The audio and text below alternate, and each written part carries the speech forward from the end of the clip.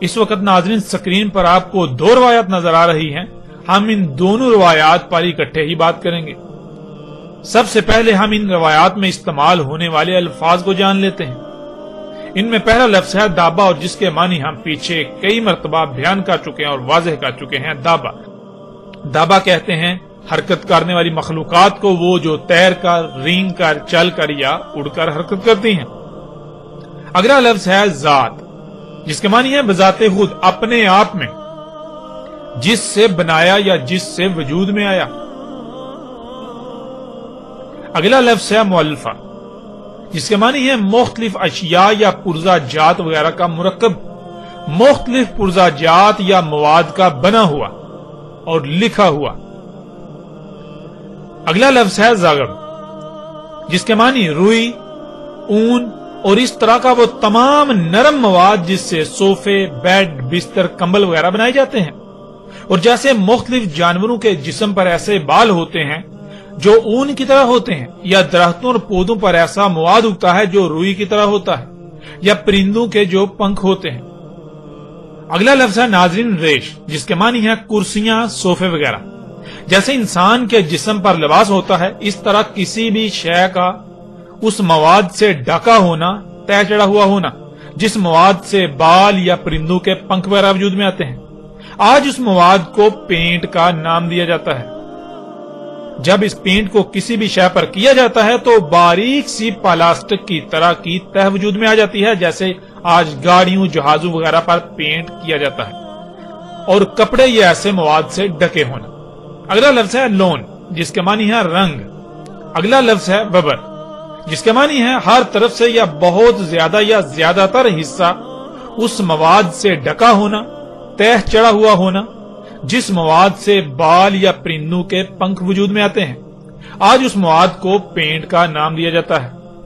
جب کسی شے پر پینٹ کیا جاتا ہے تو باریک سی پلاسٹک کی طرح کی تہ وجود میں آ جاتی ہے، جیسے گاڑیوں، جہازوں وغیرہ پر جو پینٹ کیا جاتا ہے۔ اب آتے ہیں ناظرین ان روایات کی طرف۔ رسول اللہ علیہ السلام نے کہا دابا مختلف اشیاء، مختلف مواد اور مختلف پرزہ جات کا مرکب ہوگا، وہ لکھا ہوا بھی ہوگا، وہ اپنے آپ میں ہوگا، یعنی وہ جس مواد سے بنا ہوگا وہ نرم ملائم مواد ہوگا، اس میں کرسیاں اور صوفے وغیرہ کی طرح سیٹیں ہوں گی، اور ان میں یعنی ان حرکت کرنے والی مخلوقات جو تیر کر، رینگ کر، چل کر اور اڑ کر حرکت کریں گی، تمام کے تمام رنگوں سے ہوں گی، یعنی دابا تمام کے تمام رنگوں سے ہوگا، ہر رنگ کا دابا ہوگا، یعنی قرب قیام الساعت ارض سے وجود میں آنے والا دابا ہر رنگ کا ہوگا۔ اس طرح ناظرین اگلی روایت میں دیکھیں، رسول اللہ علیہ السلام نے کہا دابا یعنی تیر کر، رینگ کر، چل کر اور اڑ کر حرکت کرنے والی مخلوقات جو قرب قیام الساعت وجود میں آئیں گی، وہ اپنی ذات میں یعنی وہ جس مواد سے وجود میں آئیں گی وہ وبر ہوگا اور ریش ہوگا، یعنی اس میں نرم ملائم مواد والی کرسیاں اور صوفے وغیرہ کی طرح کی سیٹیں ہوں گی، وہ اس مواد کی تہ چڑھا ہوا ہوگا جس مواد سے بال وجود میں آتے ہیں، یعنی ہر طرف سے پینٹ کیا ہوا ہوگا، پینٹ کی تہ چڑھا ہوا ہوگا۔ دابا مختلف مواد، مختلف اشیاء اور کئی مختلف پرزہ جات کا مرکب ہوگا، اس میں ہر رنگ سے ہوگا، یعنی قرب قیام الساعت نکلنے والا دابا ہر رنگ کا ہوگا۔ ناظرین یہ روایات ایسی ہیں جو چونکا کے رکھ دینے والی ہیں۔ ناظرین آپ غور کریں، یہ مخلوقات یعنی یہ جو انسان نے آج اپنے ہی ہاتھوں سے دابا خلق کیا اللہ کے دابا کے مقابلے پر، جنہیں آج آپ گاڑیاں، جہاز، ہیلی کاپٹر، شپ یہ نام دیتے ہیں، یہ دیکھیں یہ کس سے وجود میں آیا؟ یہ سب مخلوقات، یہ دابۃ الارض جو ہے یہ کس سے وجود میں آیا؟ کیا یہ اسی مواد سے وجود میں نہیں آیا جس کا ذکر محمد رسول اللہ علیہ السلام نے کیا؟ کیا اس کے اندر بالکل فرنیچر موجود نہیں ہے؟ اس کے اندر صوفے کی طرح کی کرسیاں اور سیٹیں موجود نہیں ہیں نرم ملائم؟ کیا اس کے اوپر پینٹ کی تہ نہیں چڑھی ہوئی، یعنی اس مواد کی تہ نہیں چڑھی ہوئی ہوتی جس مواد سے آپ کے جسم پر بال وجود میں آتے ہیں؟ ذرا غور کریں، آپ کے جسم پر جو بال ہیں وہ کیا ہیں، وہ کس مواد سے وجود میں آئے؟ آپ کے جسم پر موجود بال تو بنیادی طور پر فلیکسیبل پلاسٹک ہے جسے ہم نائلون کہتے ہیں، اور پینٹ کیا ہوتا ہے؟ پینٹ بھی تو پلاسٹک ہے. ناظرین غور کریں. اور حیران کن طور پر جس مواد سے آپ کے جسم کے اوپر بال وجود میں آتے ہیں بالکل وہی میٹیریل، وہی مواد خام تیل سے جب نکالا جاتا ہے تو اسے آپ پینٹ کا نام دیتے ہیں، اسے آپ پلاسٹک کا نام دیتے ہیں. تو ناظرین غور کریں. اس کے علاوہ دیکھیں رسول اللہ علیہ السلام نے کہا کہ دابا بنا ہوا ہوگا کس سے؟ دابا بہت سارے پرزا جات کا مرکب ہوگا، مختلف مواد ہوں گے، ان کا مختلف اشیاء کا مرکب ہوگا. اور ناظرین غور کریں کیا ایسا ہی نہیں؟ حیران کن طور پر یہ ایجادات، یہ مخلوقات، یہ جو دابۃ الارض ہے، یہ گاڑیاں، یہ جہاز، یہ ان کو دیکھیں، یہ کیا واقعتاً پرزا جات کا مرکب نہیں ہے؟ ناظرین حیران کن طور پر یہ دابا مختلف پرزا جات کا مرکب ہے. ناظرین غور کریں کیا محمد رسول اللہ علیہ السلام نے دابۃ الارض کی وضاحت میں کوئی کسر چھوڑی؟ ایسے ایسے الفاظ استعمال کیے کہ جو دہلا کے رکھ دینے والے ہیں. اور پھر ناظرین اس سے بڑی بات یہ کہ رسول اللہ علیہ السلام نے کہا کہ دابے میں ہر رنگ ہوگا، ہر رنگ کا دابا ہوگا، ہر رنگ کا، جتنے بھی رنگ ہیں ہر رنگ کا دابا ہوگا. اور ناظرین غور کریں کیا یہ گاڑیاں ہر رنگ میں نہیں پائی جاتی؟ کالا، سرخ، سفید، نیلا، بلیو، یعنی ہر رنگ میں یہ گاڑیاں نہیں پائی جاتی. ہر رنگ میں دابا آج اپنی آنکھوں سے آپ دیکھ رہے ہیں. میں قربان جاؤں اپنے خلیل و مولا محمد رسول اللہ علیہ السلام پر. آج ان کے الفاظ کے عین مطابق جو کچھ انہوں نے اس وقت اپنی آنکھوں سے دیکھ کر کہا تھا، آج وہ سب کچھ ہمارے سامنے موجود ہے. آج وہ سب کچھ آپ کے سامنے موجود ہے. آج آپ اسی وقت میں موجود ہیں. آج وہ دابا آپ کے درمیان موجود ہے. آج آپ کتنے نازک اور خطرناک وقت میں ہیں شاید ہی کسی کو اس کا ادراک ہو. عظیم تباہی آپ کے سروں پر منڈلا رہی ہے، لیکن اس کے باوجود لوگ ہیں کہ وہ اندھے کے اندھے ہیں. وہ اندھوں کی طرح چوپایوں سے بھی کم تر بنے ہوئے ہیں. جس کو اللہ سبحانہ وتعالی نے فساد کی آخری حد کہا، اسے آج موجودہ لوگ یا موجودہ انسان خوشحالی اور ترقی کا نام دیتے ہیں. جس دابا کا نکلنا انسان کے لیے خسارہ ہی خسارہ تھا، آج وہ نکل چکا لیکن کسی کو کوئی فکر ہی نہیں. ناظرین مجھے نہیں لگتا کہ اس سے بھی واضح الفاظ کوئی اور ہو سکتے تھے اس دابۃ الارض کی وضاحت کے لیے جو آج سے 14 صدیاں قبل محمد رسول اللہ علیہ السلام نے استعمال کیے. اس کے باوجود اگر کوئی ایمان نہ لایا اور عمل صالح نہ کیے تو اس پر اتمام حجت کے علاوہ کوئی دوسرا رستہ نہیں بچے گا اور روز محشر اس کے لیے کوئی عذر نہیں ہوگا. آپ سکرین پر نظر آنے والی تصاویر میں دیکھ سکتے ہیں کہ جو محمد علیہ السلام نے کہا بالکل عین اسی طرح یہ دابا ہے. یہ اسی مواد سے وجود میں آیا. اس کے اندر نرم ملائم سیٹیں ہیں. یہ پینٹ کی تہ چڑھا ہوا ہے. یہ طرح طرح کے مختلف پرزا جات کا مرکب ہے. یہ مختلف مواد کا مرکب ہے، مختلف اشیاء کا مرکب ہے. حیران کن طور پر محمد علیہ السلام نے جو کہا بالکل ایک ایک لفظ آج سچا ثابت ہو چکا. اور یہاں ایک بار پھر ان لوگوں کو دعوت دی جاتی ہے اور ان سے سوال بھی کیا جاتا ہے کہ جو یہ کہتے ہیں کہ دابۃ الارض بنیادی طور پر ایک کیڑا ہے جو زمین سے نکلے گا قرب قیامت ساتھ. تو ان سے سوال ہے کہ کیا وہ کیڑا ہر رنگ میں پایا جائے گا؟ یعنی کہ وہ کیڑا تو دابا کیا ہے؟ دابا تو پوری ایک، جیسے وہ انگلش اسپیشیز کہتے ہیں، یعنی پوری ایک جنس ہے. اور دابا تو ایک پوری جنس ہے. جیسے آپ کہتے ہیں گائے ایک جنس ہے. آپ کہتے ہیں انسان، یہ بشر ایک جنس ہے. یعنی بشر کیا ہے؟ بشر تو ایک بہت بڑی تعداد میں مرد اور عورتیں ہیں. اس طرح آپ کہتے ہیں اگر بکری کہیں تو بکری کیا ہے؟ وہ ایک جنس ہے. یعنی بکریاں بکرے بہت بڑی تعداد میں. اس طرح دابا ایک جنس ہے، اس میں بہت بڑی تعداد میں ایسے اس طرح کی مخلوقات ہوں گی حرکت کرنے والی. تو ناظرین کیا جو ان کے عقائد و نظریات ہیں کیا وہ پورے اترتے ہیں؟ پھر کیا جس کو یہ دابا بنا کر بیٹھے ہوئے ہیں اور جس کو مرزا غلام احمد قادیانی نے دابا کہا، کیا وہ مختلف پرزاجات کا مرکب تھا؟ کیا وہ مختلف پرزاجات کا مرکب ہے؟ کیا وہ پینٹ کی تہ چڑھا ہوا ہے؟ کیا وہ اس کے اندر نرم ملائم صوفے اور کرسیاں اس طرح کی سیٹیں ہیں؟ ناظرین غور تو کریں، مرزا غلام احمد قادیانی کا جھوٹا ہونے میں تو ایک رائی برابر بھی شک نہیں رہتا. اور ان لوگوں کے جھوٹا ہونے میں کوئی رائے برابر شک نہیں رہتا جو آج بھی بازد ہیں کہ دعوت الارض یہ سواریاں نہیں ہیں بلکہ وہ کوئی کیڑا ہے یا وہ کوئی جانور نکلے گا. تو ان لوگوں کو غور کرنا چاہیے کہ وہ کس خطرناک اور نازک وقت میں موجود ہیں اور وہ کیا کر رہے ہیں. حق ہر لحاظ سے ان کے سامنے ہے. اس طرح ناظرین اگلی روایت میں دیکھیں، اس میں رسول اللہ صلی اللہ علیہ وآلہ وسلم نے کیا کہا. محمد رسول اللہ علیہ السلام نے کہا دابات الارض یعنی ارض سے وجود میں آنے والا دابا اپنی ذات میں وبر ہوگا، یعنی وہ پینٹ کی تہ چڑھا ہوا ہوگا، اور اس کا راس یعنی اس کا بلند ترین مقام آسمان ہوگا. ناظرین آج جتنی بھی ایسی مخلوقات ہیں جو حرکت کرتی ہیں، تیر کر، رینگ کر، چل کر اور اڑ کر، مگر وہ پانی سے نہیں ارض سے وجود میں آئیں، تو غور کریں کیا ان کے اوپر پینٹ کی تہ چڑھی ہوئی ہے؟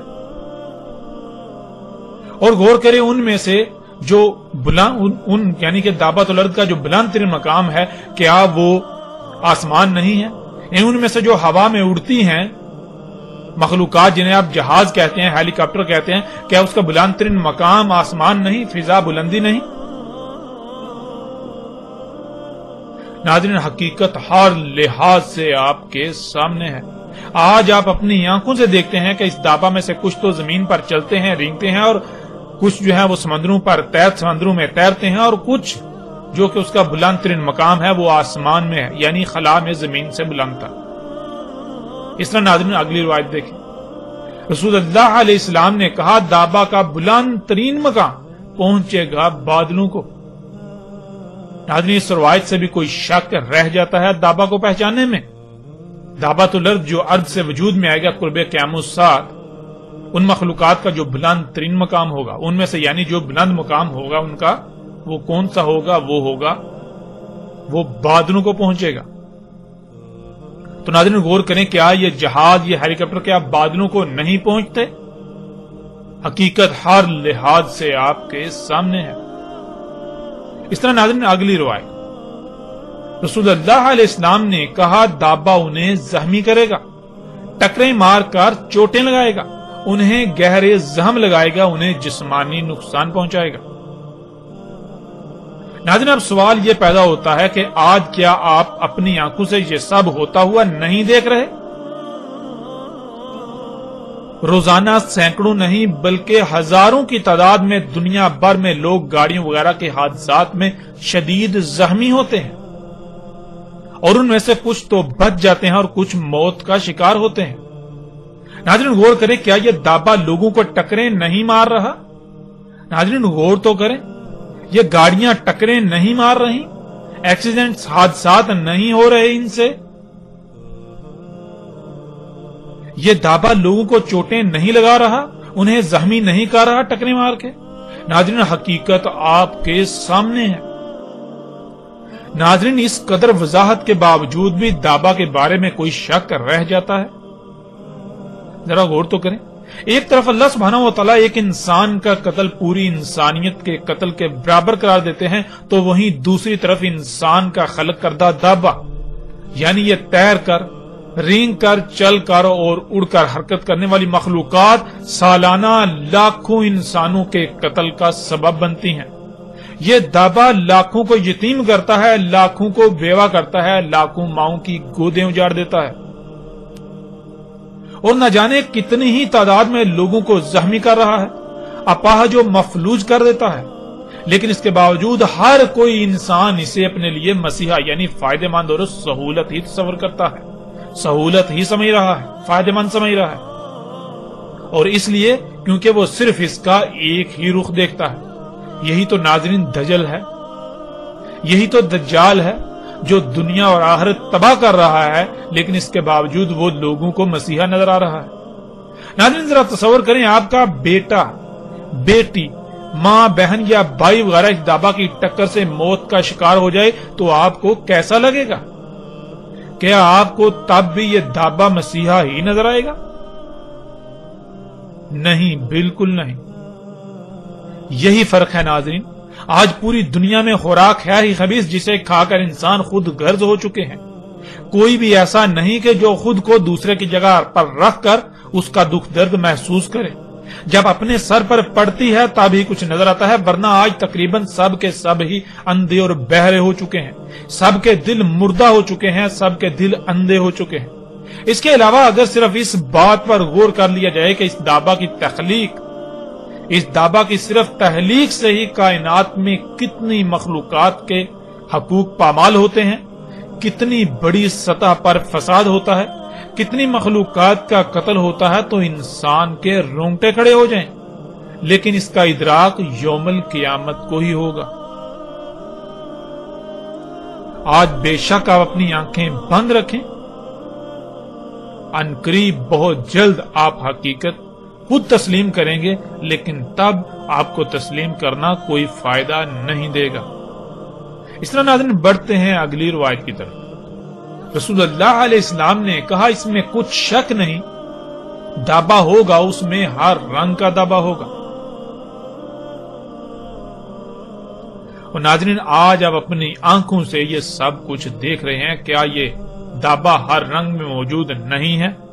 ذرا غور تو کریں۔ بڑھتے ہیں ناظرین اگلی روایت کی طرف، اور یہ روایت ایسی ہے جو آپ کو دہلا کر رکھ دے گی، آپ کے رونگٹے کھڑے کر دے گی۔ سب سے پہلے حسب سابق اس روایت میں استعمال ہونے والے الفاظ کو جان لیتے ہیں۔ ان میں سب سے پہلا لفظ دابا جس کے معنی آپ جانتے ہیں، پھر اگلا لفظ ہے ہیت جس کے معنی ہے محاصرہ، گھیراؤ، حصار یا ایسی جگہ جو ہر طرف سے بند ہو جس سے باہر نکلنا ممکن نہ ہو سوائے اس کے دروازے سے، اگر دروازہ موجود ہو تو، ورنہ اسی کے اندر رہنا ہو۔ اگلا لفظ ہے صد۔ صد ناظرین کہتے ہیں مادی یا غیر مادی رکاوٹ کو، غیر مادی رکاوٹ کے معنی مادی پر غالب ہیں۔ اگلا لفظ ہے ابواب جو کہ باب کی جمع ہے، اور باب کہتے ہیں داخل ہونے اور باہر نکلنے کے رستے کو، دخول اور خروج کے مقامات کو۔ پھر اگلا لفظ ہے طرح جس کے معنی ہے شے بنا کر اسے لانچ کرنا، یعنی شے بنا کر اسے متحرک کرنا، شے خلق کر کے اسے کہیں چھوڑ دینا یا آپریٹ کرنا۔ اگلا لفظ ہے وحش جس کے معنی ہے ایسی عجیب الخلقت مخلوق جو موجود نہ ہو تو تصوراتی مخلوق، اور اگر موجود ہو تو بہت زیادہ مشہور و معروف مخلوق، ایسی مخلوق جو بے قابو اور ہر طرف سے نقصان پہنچائے، ایسی مخلوق جو جہاں موجود ہو اس کو اتنا فساد زدہ کر دے کہ وہ شاید تباہ ہو جائے، ایسی مخلوق جو بے قابو ہو کر ہر طرف کے در و دیوار توڑ دے، انہیں کھوکھلا کر دے، ایسی مخلوق جو عیب دار ہو، ایسی مخلوق جو قوت و زور ہر طرح کی صلاحیتوں میں بڑھ کر ہو، ایسی مخلوق جو اپنے وزن اور حجم کے اعتبار سے بہت لمبی چوڑی اونچی یا بڑی ہو، عجیب الخلقت مخلوق جو خلاف قانون خلق کی جائے، ایسی مخلوق جو انتہائی پرخطر یعنی خطرے سے بری ہوئی ہو، ایسی مخلوق جس کے سامنے اس سے پہلے موجود مخلوقات طاقت زور صلاحیتوں سمیت ہر لحاظ سے بہت کم اور بے بس ہو جائیں، ایسی مخلوق جو جہاں موجود ہو وہاں موجود مخلوقات میں سے طاقتور ترین مخلوقات پر بھی غالب آ جائے، ایسی مخلوق جس کے سامنے شیر صفت بھی چوہے سے کم تر نظر آئے۔ ناظرین لفظ وحش کے یہ چند معنی ہیں جو غالب ترین معنی ہیں، ان کے علاوہ لفظ وحش کے معنی بہت وسیع ہیں، لیکن ہم نے کوشش کی کہ جو معنی غالب ترین ہیں جو باقی معنوں کا احاطہ کریں وہی بیان کیے جائیں۔ اگلا لفظ آ جاتا ہے اسد جس کے معنی ہے جس کا باقی سب پر روب اور دبدبا ہو، جسے باقیوں پر قدرت و اختیار دیا جائے، جو اس کے قانون کی خلاف ورزی کرے اسے دبوچ لے۔ یہ سب صفات جنگل کے جانوروں میں سے شیر میں پائی جاتی ہیں، اسی وجہ سے شیر کو عربی میں اسد کہا جاتا ہے، کیونکہ شیر کے سامنے جنگل کے تمام جانور دب کے رہتے ہیں، شیر کو سب پر قدرت و اختیار حاصل ہوتا ہے، اس وجہ سے شیر کو عربی میں اسد کہا جاتا ہے۔ اگلا لفظ ہے ارتعد جس کے معنی ہے کانپنا، تھرتھرانا، ہلنا، کپ کپی وغیرہ۔ پھر اگلا لفظ ہے سلطان جس کے معنی ہے کسی شے میں یا اس پر اثر انداز ہونے کا اختیار، اختیارات منتقل کرنا، کمانڈ، بالادستی، اثر و رسوخ، طاقت، قوت، خود مختاری، سلطنت، حکومت، گرفت، مہارت، کسی شے پر اثر انداز ہونے کا مکمل اختیار، غیر منصفانہ استعمال، مطلق انانیت، آمرانہ پن، حکم دینے کا اختیار، اطاعت کروانے کی قدرت، غلبہ پانا، جانچ پڑتال، دبنگ پن، بادشاہی، کسی شے کو سیاسی نظام کے ذریعے اپنے تابع رکھنا، سیاسی اختیار وغیرہ۔ اب ناظرین آتے ہیں اس روایت کی طرف۔ رسول اللہ علیہ السلام نے کہا، میری امت کی مثال اور دابا کے نکلنے کے وقت کی مثال اس وقت کسی ہے کہ ایک ایسی تعمیر کی جائے اور بلند کی جائے کہ وہ محاصرہ، گراؤ یا حصار وغیرہ بن جائے، اور اس کے تمام داخلی و خارجی مقامات پر رکاوٹیں کر دی جائیں، یعنی وہ بند کر دی جائیں، اور خلق کر کے تمام وحش اس میں متحرک کر دیے جائیں، یعنی چھوڑ دیے جائیں۔ پھر لایا جائے ایک شیر، یعنی ایک اسد، جسے پس چھوڑ دیا جائے ان کے درمیان، پس وہ حصار تھر تھرانا، کانپنا شروع کر دے، جہاں سے اسے کھوکھلا کر دیا گیا گرنا شروع کر دے اس شیر پر ہر جانب سے۔ دابا نکلے گا تو بالکل یہی مثال میرے غلام امتی کی ہوگی، کوئی ایک بھی نہیں بھاگ پائے گا اس سے مگر اس کے درمیان لا چھوڑا جائے گا، اور اس کے لیے یعنی دابا کے لیے ہے سلطان ہمارے رب عظیم سے۔ ناظرین، رسول اللہ علیہ السلام نے بہت ہی لرزا دینے والی مثال بیان کی۔ اس مثال کو سامنے رکھتے ہوئے اگر آج آپ اپنے ارد گرد غور و فکر کریں تو آپ کو رسول اللہ علیہ السلام کی اس مثال میں چھپے وقت کی نشاندہی بخوبی ہو جاتی ہے کہ آج آپ اسی وقت میں موجود ہیں۔ ناظرین، جیسے آپ کوئی بڑی سی عمارت تعمیر کریں جو ایک گنبد کی مانند ہو، ہر طرف سے بند ایک حصار ہو، بالکل ایک حصار کی مانند بلند، آپ اس پر چڑھ بھی نہ سکیں۔ پھر ایسا کریں، اس میں کچھ ایسے وحشیوں کو چھوڑ دیں جو بے قابو ہوں اور ہر طرف ٹکریں مارنا شروع کر دیں، ہر طرف تباہی پھیلا دیں۔ اور پھر ایسا کریں، کسی ایسے کو بھی اس میں داخل کر کے اس کے باہر نکلنے کے دروازے رستے بند کر دیں جو بہت طاقت والا ہو، یعنی ایسا جس کی مثال، یعنی جیسے جنگل میں تمام جانوروں میں شیر جو ہوتا ہے سب اس سے کانپتے ہیں، سب اس سے ڈرتے ہیں، وہ قوت اختیار طاقت میں سب سے بڑھ کر ہوتا ہے، بالکل ایسے کسی کو پھر لا کر اس میں اس عمارت کے اندر چھوڑ دیں ان وحوش کے درمیان، تو ناظرین غور کریں اس کی حالت کیا ہوگی۔ اس حصار میں وہ ان وحشیوں کے سامنے بے بس نظر آئے گا اور وحشی ٹکریں مار مار کر اس عمارت کو کھوکھلا کر دیں گے، اور وہ عمارت لرز اٹھے گی، کانپنا شروع کر دے گی، تو کھوکھلے پن کی وجہ سے وہ عمارت ہر طرف سے گرنا شروع کر دے گی اس شیر پر، اس طاقتور پر، جو کہ ایک چوہے کی طرح اس کی حیثیت و اہمیت ہوگی، ایسے جیسے کہ اینٹوں کی بارش ہوتی ہے اور اس کے لیے کوئی بھی جائے پناہ نہیں ہوگی، جسے اس حصار میں ان وحشیوں کے درمیان لا چھوڑا گیا تھا۔ خواہ وہ کتنا ہی طاقتور کیوں نہ ہو، وہ ان کے سامنے بے بس و مجبور ہوگا۔ سبحان اللہ، اللہ اکبر۔ محمد رسول اللہ علیہ السلام نے کتنی ہی زبردست مثال دی، اس سے بڑھ کر احسن مثال کوئی اور ہو ہی نہیں سکتی جو اللہ کے نبی نے اس وقت بیان کر دی، جس وقت ایسے حالات و واقعات کو بیان کرنے کے لیے الفاظ ہی موجود نہ تھے، لیکن جس احسن انداز سے رسول اللہ علیہ السلام نے یہ مثال بیان کی، اس سے بالکل ایسے لگتا ہے جیسے کہ وہ اس دور میں موجود ہوں اور ان سارے حالات کو اپنی آنکھوں سے دیکھ کر اس کے بعد الفاظ کا انتخاب کر کے مثال بیان کی جائے یا مثال بیان کی ہو۔ قرآن میں اللہ سبحانہ وتعالی نے بار بار اپنی آیات میں غور و فکر کرنے کا حکم دیا۔ جب غور و فکر کریں تو پتہ چلتا ہے کہ اللہ سبحانہ وتعالی نے بالکل واضح قرآن میں بتا دیا کہ اللہ سبحانہ وتعالی نے زمین پر سب کا کیسے محاصرہ کیا ہوا ہے، کیسے گھیراؤ کیا ہوا ہے، یعنی حصار قائم کیا ہوا ہے۔ اللہ سبحانہ وتعالی نے جہاں ہر شے اور اپنے علم سے محاصرہ کیا ہوا ہے، تو وہیں زمین کے گرد تہ در تہ 7 پردے بنا کر بھی محاصرہ کیا ہوا ہے، جسے آپ سکرین پر دیکھ سکتے ہیں۔ جیسے انسان کو گرم سرد موسمی اثرات سے بچنے کے لیے لباس کی ضرورت ہوتی ہے، بالکل اسی طرح اللہ سبحانہ و تعالیٰ نے زمین کو بھی لباس پہنایا ہوا ہے۔ زمین کی مقناطیسی قوت ہے اور زمین کے گرد گیسوں کی 7 تہیں ہیں جنہیں اللہ سبحانہ و تعالیٰ نے زمین کے ساتھ آسمان بھی کہا۔ زمین کی مقناطیسی قوت اور یہ گیسوں کے 7 تہ در تہ حصار، یہ تہیں زمین کے گرد اللہ سبحانہ و تعالیٰ کا حصار ہیں۔ اسی حصار کے اندر انسان زندہ رہ سکتا ہے۔ اس حصار کے اندر اللہ سبحانہ و تعالیٰ نے انسان کو خلق کیا، اس سے پہلے اس کے داخلی و خارجی رستے بند کر دیے۔ یعنی ناظرین، اس مثال میں جس عمارت کا محمد رسول اللہ علیہ السلام نے ذکر کیا وہ عمارت یہی ہے، اللہ کی یہ عمارت، یہ جو اللہ نے تعمیر کی، یہ زمین اور اس کے گرد گیسوں کے جو حصار قائم کر دیا، گیسوں کا، زمین کے گرد گیسوں پر مشتمل یہ 7 تہیں ہر لحاظ سے اللہ سبحانہ و تعالیٰ کا زمین کے گرد حصار ہے۔ یہی گیسوں کی تہیں سورج کی نقصان دہ شعاؤں کو زمین پر آنے سے روکتی ہیں۔ اگر وہ براہ راست زمین پر آ جائیں تو زمین پر زندگی کا تصور ختم ہو جاتا ہے۔ سورج سے اٹھنے والے آگ کے طوفان انہی تہوں کی وجہ سے زمین پر نہیں آ پاتے، ورنہ ایک لمحے سے بھی کم وقت میں زمین پر سب کچھ جل کر راکھ ہو جائے۔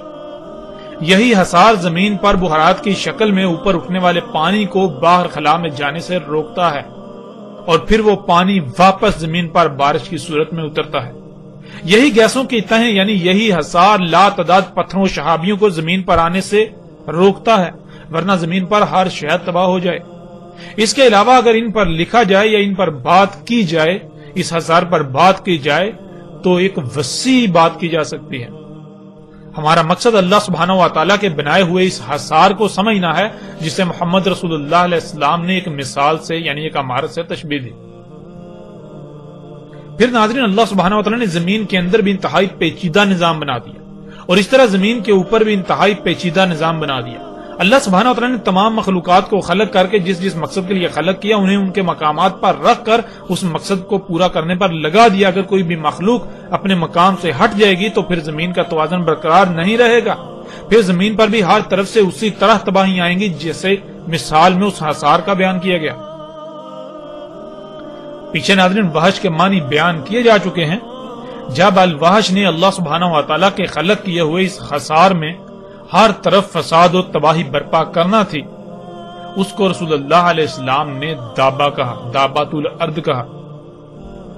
وحش یعنی وہ کون سی ایسی عجیب الخلقت مخلوقات ہیں جو پہلے موجود نہیں تھیں اور اب موجود ہیں، یا پھر ابھی بھی موجود نہیں، اور ایسی مخلوقات جن کے سامنے رسول اللہ علیہ السلام کے غلام امتی بے بس ہو جائیں گے، جو اللہ سبحانہ و تعالیٰ کی بنائی ہوئی عمارت یعنی اس زمین کو اتنا کھوکھلا کر دیں گے جس سے یہ لرزے گی، کانپے گی، یعنی زلزلے آئیں گے، ہر طرف سے اس پر تباہیاں آئیں گی، اللہ کی تمام مخلوقات میں خرابیاں اور تباہیاں ظاہر ہوں گی۔ کیا یہ سب آج نہیں ہو رہا؟ ناظرین غور تو کریں، آج کوئی ایک بھی شے ایسی نہیں جو فطرت پر ہو۔ لا تعداد بیماریاں، زلزلے، طوفان، آندیاں، سیلاب، موسموں میں غیر معمولی تغیر تبدل، سمندری مخلوقات کا لا تعداد قتل عام، بے وقت بارشیں، سانس لینے کے لیے آکسیجن بھی خالص نہیں، نہ کھانے کو، نہ پینے کو، نہ رہنے کو، حتیٰ کہ اللہ کی کوئی ایک بھی خلق زمین پر خالص نہیں رہی، خرابیوں سے پاک نہیں رہی۔ اور ایسی حالت میں اللہ کے غلاموں کی بالکل وہی کیفیت ہے جو کیفیت اس شیر کی جو اس حصار میں تھا، اور ہر طرف سے عمارت اس پر گر رہی ہے۔ ناظرین اللہ سبحانہ وتعالی کے نبی محمد رسول اللہ علیہ السلام نے کہا کہ یہ سب تب ہوگا جب دابا خلق کر کے نکالا جائے گا۔ اس دابا کا خالق اللہ نہیں بلکہ خود انسان ہوگا۔ اللہ سبحان ہے، وہ ایسا دابا خلق نہیں کرتا جو اللہ کے قانون کے ہی خلاف کام کرے، سوائے اس کے کہ جسے اختیار دیا، اور وہ نافرمان ہو گیا یعنی انسان۔ یہ دابا ظلم کرنے والا ہے، اللہ کی تمام مخلوقات کے مقامات میں کمی کرنے والا ہے۔ اللہ سبحانہ وتعالی قرآن میں بار بار کہتے ہیں کہ اللہ انسانوں پر ظلم نہیں کرتا مگر انسان خود ہی اپنے آپ پر ظلم کرتے ہیں، اور اللہ سبحانہ وتعالی یہ بھی کہتا ہے کہ اللہ عالمین کے لیے ظلم نہیں چاہتا، اور دنیا میں جو بھی ہلاکت و تباہی آتی ہے وہ انسانوں کے ہی کیے ہوئے ظلم کی وجہ سے آتی ہے۔ ظلم کرنے سے فساد ہوتا ہے اور فساد تباہی کا باعث بنتا ہے، اور قرآن میں ایسی درجنوں آیات ہیں جن میں اللہ سبحانہ وتعالی نے یہ کہا کہ اللہ ظلم نہیں کرتا، اللہ ظلم نہیں چاہتا، لیکن یہ انسان خود ہی ہیں جو ظلم کرتے ہیں۔ یہ جو تباہیاں آتی ہیں یہ کس وجہ سے آتی ہیں؟ یہ فساد، یہ تباہیاں کس وجہ سے؟ یہ انسانوں کے اپنے اعمال، اپنے کرتوتوں کی وجہ سے۔ جیسا کہ چند آیات کو آپ سکرین پر دیکھ رہے ہیں۔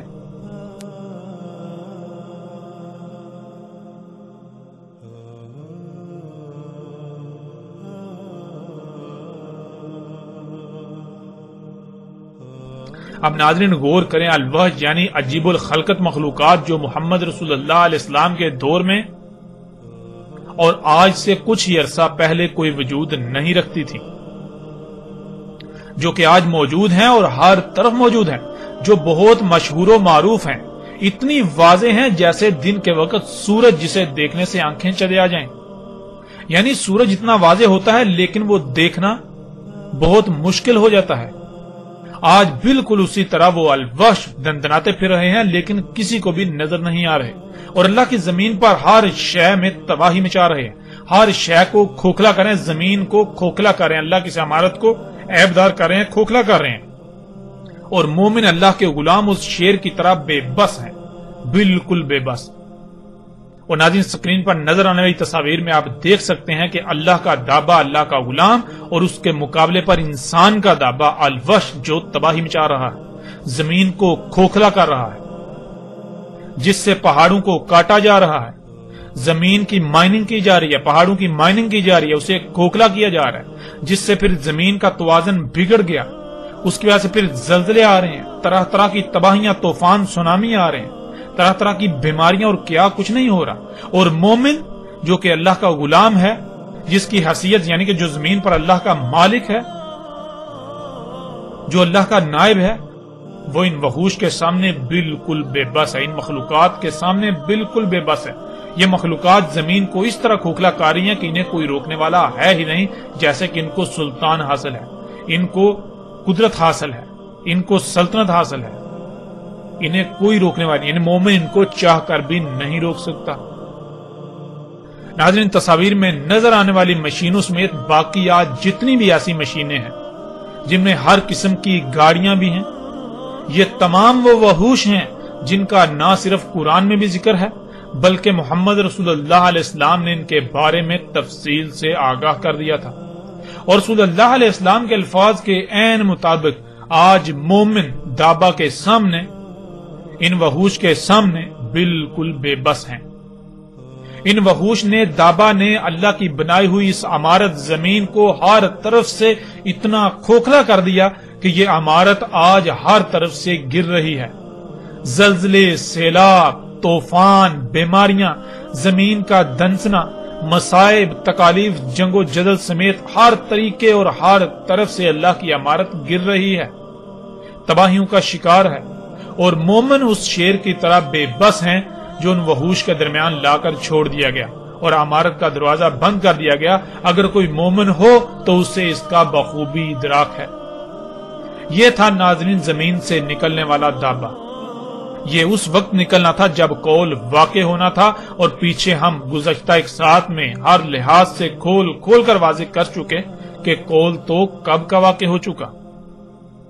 اللہ سبحانہ و تعالیٰ نے اپنا سارے کا سارا دابا پانی سے خلق کیا، لیکن اس دابا نے قرب قیام الساعہ جس نے وجود میں آنا تھا، اس نے ارض سے یعنی زمین سے، زمین کے عناصر سے وجود میں آنا تھا۔ اور ناظرین اللہ کا دابا تو پہلے ہی موجود تھا، بعد میں وجود میں آنے والا دابا دابۃ الارض تھا جس نے بعد میں وجود میں آنا تھا۔ تو غور کریں کون سا دابا پہلے موجود تھا اور کون سا بعد میں وجود میں آیا۔ ہر لحاظ سے حق آپ کے سامنے ہے۔ اللہ سبحانہ تعالیٰ نے قرآن میں دابا کا نکلنا ساتھ کی آخری شرط دخان سے پہلے بتایا، اور محمد رسول اللہ علیہ السلام نے بھی کہا کہ جب دابا نکل آئے گا تب وقت ختم ہو جائے گا۔ آج جب دابا نکل چکا، جو کچھ اس نے کرنا تھا وہ کر چکا، تو سوال یہ پیدا ہوتا ہے کہ جن لوگوں کو ابھی بھی دجال نظر نہیں آیا، تو کیا دجال دابا نکلنے کے بعد نکلنا تھا؟ ناظرین غور تو کریں، دجال تو دابا کے خروج سے پہلے نکلنا تھا۔ دابۃ الارض تو بذات خود دجال میں سے ہے، یہ دجال کا دابا ہونا تھا۔ تو غور کریں آج نہ صرف دابا نکل چکا بلکہ پوری دنیا میں دندناتا پھر رہا ہے۔ یہ وحش، یہ دابا جو الوحوش ہیں، یہ پوری زمین کو، اللہ کی عمارت کو ہر طرف سے کھوکھلا کر چکے ہیں۔ یہ سب کچھ ہو چکا تو کیا آج بھی آپ دجال کے انتظار میں ہیں؟ किस दज्जाल के इंतजार में है? नाज़रीन गौर तो करें, आंखें खोलें इससे पहले कि देर हो जाए। अपनी आंखें खोलें, गौर करें इससे पहले कि वो वक्त आ जाए जब आपके पास सिवाय पछतावे के कुछ न रहे। और अनकरीब जब वो वक्त आएगा जो कि बिल्कुल सर पर है, तब आपकी आंखें फटी की फटी रह जाएंगी। लिहाजा इस वक्त है, गौर करें, अपनी आंखें खोलें। यहां फिर उन तमाम लोगों को चैलेंज है जो दावतुल अर्द के बारे में तरह तरह के अकायदो नजरियात बनाकर बैठे हुए हैं। अगर वो अपने दावों में सच्चे हैं, अपने अकायदो नजरियात में सच्चे हैं, तो इस हक को गलत साबित करके दिखाएं। और कादियानियों को भी खुलम खुला चैलेंज है कि मिर्जा गुलाम अहमद कादियानी अगर सच्चा था तो फिर उसका दावा झूठा नहीं हो सकता था, और अगर उसका दावा झूठा हो जाता है, जो कि आपने देखा मिर्जा गुलाम अहमद कादियानी का दावतुल अर्द के बारे में दावा बिल्कुल हर लिहाज से इस तरह झूठा, बातिल, बेबुनियाद साबित हो चुका कि दुनिया की कोई ताकत इसका इनकार नहीं कर सकती। तो जब उसका दावा गलत साबित हो चुका, तो फिर मिर्जा गुलाम अहमद कादियानी महदी था या फिर दल पर था, गुमराह था? मिर्जा गुलाम अहमद कादियानी रसूल था या फिर कज्जाब था? मिर्जा गुलाम अहमद कादियानी कज्जाब था। मिर्जा गुलाम अहमद कादियानी मिसले मसीह था या फिर बजाते खुद एक दज्जाल था? हकीकत आपके सामने है, मिर्जा गुलाम अहमद कादियानी बजाते खुद एक दज्जाल था, जो इंसानों में से जिन दज्जालून कज़ाबून ने आना था। और कादियानी को हम फिर कहते हैं कि इस कदर हक वाज़े होने के बावजूद अगर आप लोग हक को तस्लीम नहीं करते, अपनी आंखें बंद किए हुए रहते हो, तो फिर जान लो दुनिया में जितने भी मुशरिक हैं, उनमें से सबसे बढ़कर मुशरिक तुम्हारे अलावा और कोई नहीं हो सकता। आप वो लोग थे जो हक के दावेदार थे। आप दिन रात चीखते हैं, चलाते हैं कि हम अहले हक हैं, हम अहले हक हैं, तो आपकी तो बुनियादें ही हिल चुकी, आपकी बुनियादें ही उखड़ चुकी।